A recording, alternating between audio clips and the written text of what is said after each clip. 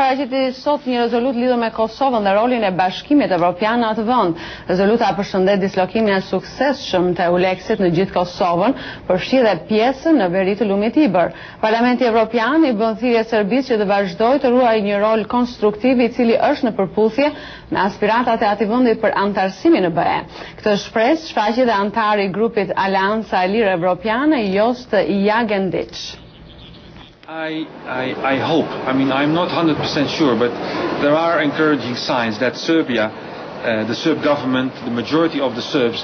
Ka shenja inkurajuese, thot ai, se qeveria serbe, shumica e serbëve pranojnë se ardhmja e vendit të tyre është në Bashkimin Evropian. Antarësimi në BE më në fund do të jetë më i rëndësishëm për serbët sesa përpjekjet për luftuar gjithnjë me të kaluarën.